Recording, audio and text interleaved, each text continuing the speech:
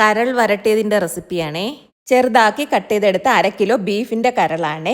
ഇതിലേക്കൊരു 15 അല്ലി ചെറിയ ഉള്ളി, 1/4 ടീസ്പൂൺ ഉപ്പ്, 1/4 ടീസ്പൂൺ മഞ്ഞൾപ്പൊടി, 10 അല്ലി വെളുത്തുള്ളി, ഒരു ചെറിയ കഷ്ണം ഇഞ്ചി കട്ട് ചെയ്തതും കറിവേപ്പിലയും ചേർത്ത് നല്ലതുപോലെ ഒന്ന് മിക്സ് ചെയ്ത് കൊടുത്ത് അടച്ച് വെച്ച് ഒരു മീഡിയം ഫ്ലെയിമിൽ നമുക്കൊരു 3 വിസിലൊന്ന് കേൾപ്പിക്കാമേ. പാനിലേക്ക് വെളിച്ചെണ്ണ ഒഴിച്ചു കൊടുത്ത് കറിവേപ്പിലയും 2 സവാള കട്ട് ചെയ്തതും കുറച്ച് ഉപ്പും കൂടെ ചേർത്ത് സവാളയുടെ കളറൊക്കെ ഒന്ന് മാറി വരുന്നത് വരെ നമുക്കിതൊന്ന് വഴറ്റിയെടുക്കാം. 1 ടീസ്പൂൺ ഇഞ്ചി വെളുത്തുള്ളി പേസ്റ്റും 2 പച്ചമുളകും കട്ട് ചെയ്തിട്ടുണ്ട്.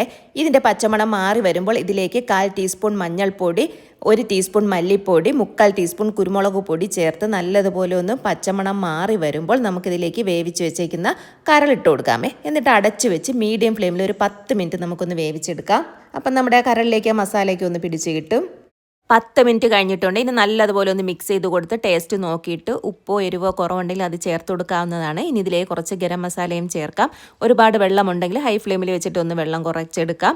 ഇല്ലെങ്കിൽ മീഡിയം ടു ലോ ഫ്ലെയിമിൽ വെച്ചിട്ട് ഇതിനെ നമുക്ക് കുക്ക് ചെയ്തെടുക്കാം. അപ്പോൾ എണ്ണ കുറവാണെങ്കിൽ എണ്ണ ചേർത്ത് കൊടുക്കാം. എന്നിട്ട് ഇതിൻ്റെ കളറൊക്കെ മാറി ഒരു നല്ല ബ്ലാക്ക് കളറിലേക്ക് വരും. അതുവരെ നമുക്കിതൊന്ന് വരട്ടിയെടുക്കാമേ. കരൾ വരട്ടിയത് റെഡി ആയിട്ടുണ്ട്. ഇനി നമ്മൾ ഫ്ലെയിം ഓഫ് ചെയ്യാം. ഫ്ലെയിം ഓഫ് ചെയ്താലും കുറച്ചും കൂടെ കഴിയുമ്പോൾ ഇതിൻ്റെ കളർ ഒന്നുകൂടി ഒന്ന് കറുത്ത് വരും. അപ്പോൾ നിങ്ങൾക്ക് എത്രയാണോ ഡ്രൈ ആക്കി എടുക്കേണ്ടത് അതനുസരിച്ചിട്ട് ലോ ഫ്ലെയിമിൽ വെച്ചിട്ട് കുക്ക് ചെയ്തെടുത്താൽ മതിയേ.